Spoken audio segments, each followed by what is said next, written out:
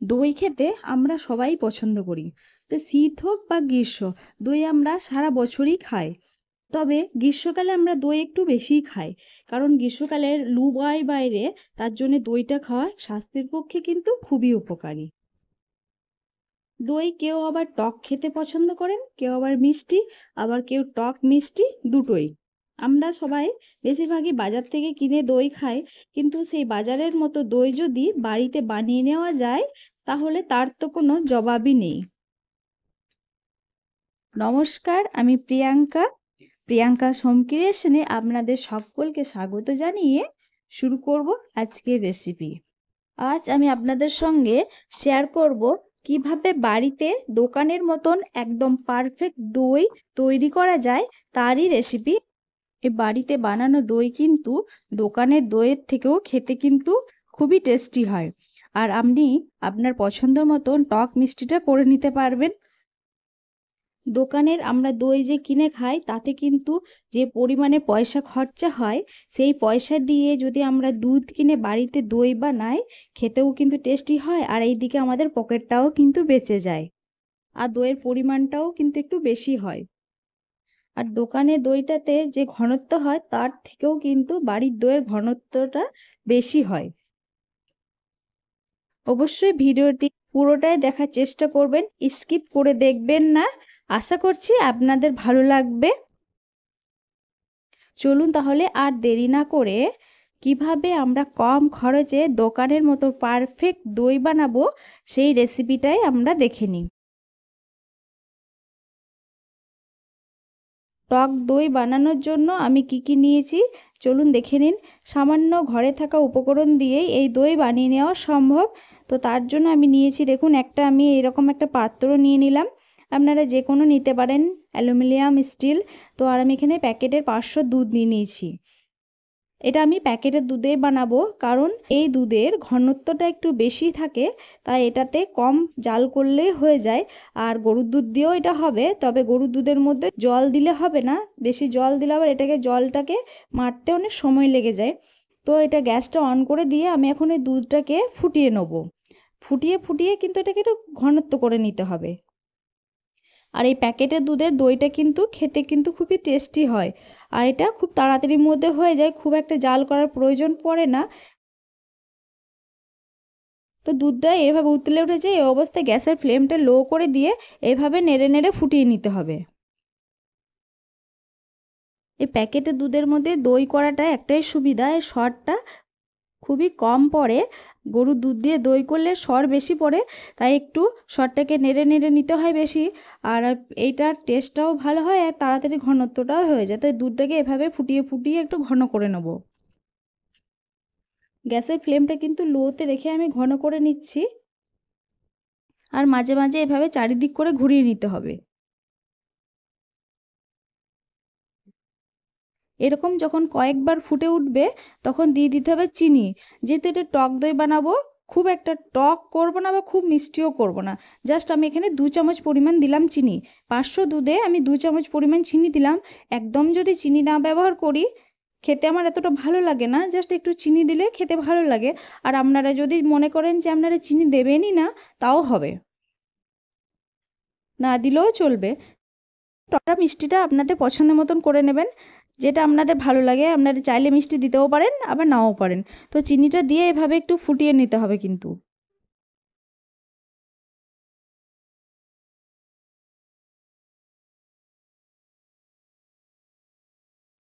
আমার চ্যানেলে নতুন কোনো বন্ধু হয়ে থাকলে অবশ্যই চ্যানেলটিকে সাবস্ক্রাইব করে পাশে থাকা বেল আইকনটি প্রেস করুন, যাতে আমার দেওয়া রেসিপির নোটিফিকেশন সর্বপ্রথম আপনার কাছেই পৌঁছায়। দুধটা কিন্তু যে পরিমাণে দুধ নেবেন তার থেকে যেন 20% দুধটা ফুটে যায় বা দুধটা ঘনত্ব হয়ে যায়। 20% দুধ যাতে কমে যায় সেরকম অবস্থায় দুধটাকে ফুটিয়ে নিতে হবে। এটা কিন্তু প্যাকেটের দুধের ক্ষেত্রে। আর যদি আপনারা গরুর দুধ নেন তাহলে কিন্তু এটাকে অনেকটাই ফুটাতে হবে, প্রায় 500 নিলে এটাকে কিন্তু 250 করে নিতে হবে। আর আপনি দেখেই বুঝতে পারবেন যে দুধের ঘনত্বটা কতটা হয়েছে। সেরকম অবস্থায় গ্যাসটাকে অফ করে নেবেন। আর হ্যাঁ, বেশি একটু ঘনত্ব না করলেও কিন্তু কোনো অসুবিধা নেই, সেই ক্ষেত্রে হয়তো দইয়ের মধ্যে একটু জল আসতে পারে, সেই জলটা ফেলে দিলেও দইটা কিন্তু খেতে খারাপ লাগে না। তো গ্যাসের ফ্লেমটাকে কিন্তু এবার আমি বন্ধ করে দেবো, কারণ আমার দুধটা অনেকটাই ঘন হয়ে গিয়েছে। গ্যাসের ফ্লেমটা বন্ধ করে দিয়ে দুধটাকে ঠান্ডা করে নিতে হবে। এরকম ঠান্ডা করে নিতে হবে যাতে আঙুলটা চুবিয়ে রাখা যায়। তো আঙুলটা চুবিয়ে দেখে নেবেন যে কেমন ঠান্ডা হয়েছে। আর এদিকে আমি বাজার থেকে একটা দই কিনে নিয়ে এসেছিলাম, সেই দই 2 চামচ পরিমাণ রেখেছি। সেই দইটাতেই আমি কিন্তু দই করব। তো দইটাকে এভাবে মিশিয়ে নিতে হবে। আর আমি এই ভাতটাতেই কিন্তু দইটা করব, তাতে কিন্তু দইটা ভালো বসবে। বাটিতেও করা যাবে, কিন্তু আমি ভাতটাতেই করে নেব। তো দইটাকে আমি এভাবে ফেটিয়ে নিলাম। ফেটিয়ে নিয়ে যে দুধটাকে আমি গাঢ় করে রেখেছি, সেই দুধটাকে আমি এর মধ্যে মিশিয়ে নেবো ভালো করে। দইয়ের সঙ্গে চামচ দিয়ে এভাবে ভালো করে মিশিয়ে নিতে হবে। প্রথমে একটু দুধ দিয়ে 1 কাপ পরিমাণ দুধ দিয়ে ভালো করে মিশিয়ে নেবো। আর যে অল্প অল্প দইগুলো যে লেগে আছে চামচের মধ্যে, সেটাকে আমি ছাড়িয়ে নিয়ে ভালো করে এর সঙ্গে ম্যাশ করে নিচ্ছি। ছাড়িয়ে নিয়ে ভালো করে দুধের সঙ্গে মিশিয়ে নিলাম। এবার আমি পুরো দুধটাকে এ ভাতটার মধ্যে ঢেলে দিচ্ছি। এটাতে কিন্তু আমার 500 দই হবে। 500 দুধে কিন্তু 500 দই হবে। দেখুন পুরো এক ভাঁড় হয়ে গিয়েছে। দেখুন দুধের আর দইয়ের পরিমাণটা একই হচ্ছে, কিন্তু কত কম খরচের মধ্যে দইটা দেখুন 500 দই হবে। এতে কিন্তু টেস্টটাও ভালো হয় একদিকে, আর একদিকে আমাদের পকেটেও বেঁচে যায়। তো এইভাবে ভালো করে মিশিয়ে নিলাম।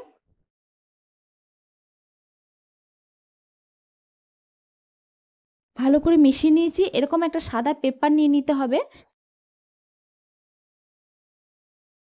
এবার এইভাবে মুখটাকে বন্ধ করে আমি গার্ডার লাগিয়ে দেবো।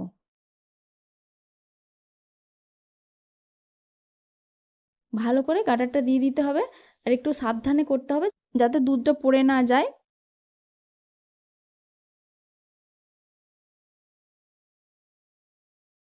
এই ভাতটার মুখটা বন্ধ করে ভালো করে ইলাস্টিক লাগিয়ে দিলাম। এবার এটাকে 8 ঘন্টা মতো ঘরের মধ্যে রেখে দেবো। গরম জায়গায় রাখতে হবে এটাকে। একটা ঘরের মধ্যে রেখে দিলাম, বাস এটা এরকমই দইটা বসে যাবে। তো আমার 8 ঘন্টা হয়ে গিয়েছে। 8 ঘন্টার পর এটাকে খুলে দেখে নিই দইটা বসেছে কি না। তো একটু আস্তে আস্তে সাবধানে খুলে নিতে হবে। এবার এটাকে উঠিয়ে দেখে নিচ্ছি। দেখুন দইটা কত সুন্দর বসে গিয়েছে, একদম দোকানের মতো দই বসেছে। আর এটা কিন্তু খেতেও কিন্তু খুব সুস্বাদু হয়। তবে হ্যাঁ, একদিকে খেয়াল রাখতে হবে, দইটা বসে যাওয়ার পরই কিন্তু দইটাকে ফ্রিজে রাখতে হবে। দইটা কিন্তু গরম অবস্থায়, হালকা হালকা গরম অবস্থায় ফ্রিজে রাখলে কিন্তু দই বসবে না। এটা এরকম কোনো ফাঁকা জায়গায় বা ফাঁকা কোনো একটা ঘরের মধ্যে এটাকে রেখে দিতে হবে, তবেই কিন্তু দইটা বসবে ভালো। ফ্রিজে রাখলে কিন্তু এটা কিন্তু দই হবে না। তাই এটা কিন্তু মাথাতে অবশ্যই রাখতে হবে যে এটাকে বসানোর পর কিন্তু এটাকে 8 ঘন্টা মতো ফাঁকা কোনো জায়গায় রেখে দিতে হবে, তবেই এরকম দোকানের মতন দই হবে। 8 ঘন্টা পর দইটা যখন বসে যাবে তখন সেটাকে ফ্রিজে রাখবেন ঠান্ডা করার জন্য দইটাকে। এই দইটা দিয়েই আপনি কিন্তু ভাতও খেতে পারবেন বা কোনো রকমের রেসিপিও করতে পারবেন। পটল, দই পটল যে কোনো রান্নায় ব্যবহার করতে পারবেন। শুধু মুখেও খাওয়া যাবে। এটা কিন্তু খুব মিষ্টি দই না, একদম টক দই। আর এটার কিন্তু টেস্টও খুব সুন্দর। তাই অবশ্যই একবার বাড়িতে ট্রাই করে দেখবেন। আশা করছি আপনাদের ভালো লাগবে। আর যদি আপনাদের ভালো পারফেক্ট দই হয় তাহলে একবার আমাকে কমেন্ট করে জানাবেন যে কেমন দইটা বসেছে।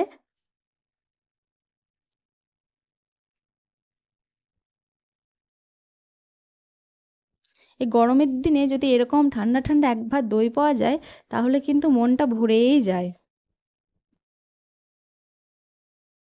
দইটাকে এবার আমি আপনাদেরকে কেটে দেখাচ্ছি। দেখুন কতটা পারফেক্ট দই বসেছে। আমি বলেছিলাম আপনাদেরকে না যে এটা দোকানের থেকেও কিন্তু ঘনত্ব হয় দইটা। তো কেটে দেখাচ্ছি, দেখুন কতটা গাঢ় দই। দেখুন দইটা কত সুন্দর বসেছে আর কতটা গাঢ় দই হয় এটা।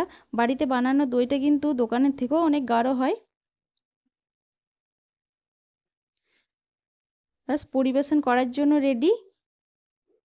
এটা দিয়ে শরবতও করা যেতে পারে। আজকের রেসিপি আপনাদের কেমন লাগলো অবশ্যই কমেন্ট করে জানাবেন।